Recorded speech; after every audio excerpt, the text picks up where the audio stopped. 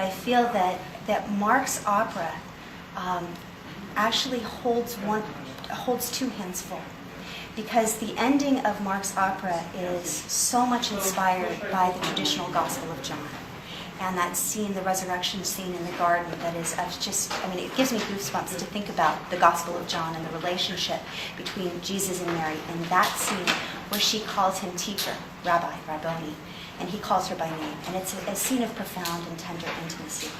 So he honors that tradition very much in the concluding scene of this opera, as well as being inspired by a relationship between Jesus and Mary that comes out of the tradition of the Gospel of Philip, where she's called the koinonos, or companion of Jesus, which has some erotic implications, which he's followed.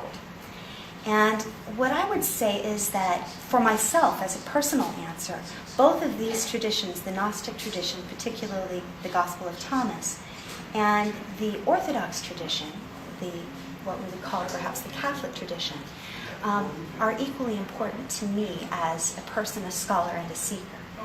And I honor the way that Mark has woven these together.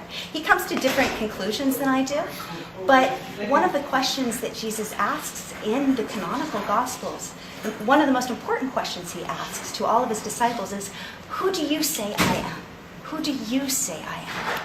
And so it is from our earliest Christian tradition to answer that question authentically from within ourselves. Each disciple has a different answer.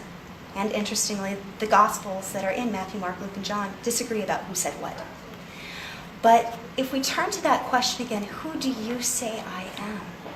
We get back to that essential Gnostic idea that what is most important is our own imagination, our own relationship with this figure. The Gospel of Thomas, my favorite saying, says, if you bring forth what is inside you, what is inside you will save you. If you do not bring forth what is in you, what is in you will destroy you. A very powerful saying. There are other parts of the Gospel of Thomas that talk about the kingdom of heaven lying within you. And that's incredibly congruent with the message that we receive in Matthew, Mark, Luke, and John. So I don't think that those two sources need to be at odds with one another. The way the tradition pushes the way them. that later traditions from the 4th century on see them at perpetual odds. Mm-hmm. I think what we're reclaiming in the 20th and 21st centuries is this idea that it's okay for different people to have a different kind of relationship with this figure who is so inspirational. One of the things that many scholars like Elaine Pagels and Karen King point out is that right now in 21st century America is really the first time since the first few centuries where we have such a diversity of beliefs about who this person was. The extraordinary variety of answers to the question, who is Jesus? Who is he for you? If we think about Mormons, Jehovah's Witnesses, Baptists, UCC members, Catholics, Eastern Orthodox, all the different ways that people hold this figure. It is only now as diverse as it was in the first few centuries.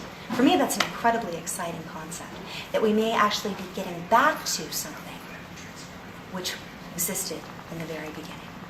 And by expanding the canon, we're actually expanding the reach. Well, we're certainly expanding the idea of what does it mean to be a Christian? What are Christian beliefs? And they're much wider and more diverse than we thought for centuries upon centuries. Now, of course, for some people, that's frightening, and there is one right answer, and only one right answer. And for them, it might be very difficult to encounter this opera. It might feel uncomfortable.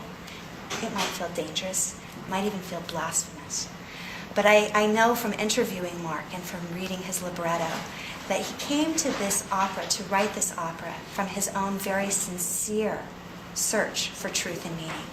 One of the things that moves me so much about the opera is the very beginning, where you have 5 seekers who appear on stage and they say, how can I enter into this Christian story? It has hurt me and wounded me so much. And they talk about the history, make reference to the history of how it has wounded women and homosexuals and all of these. And the answer comes from off stage, because it's not complete and we can complete it.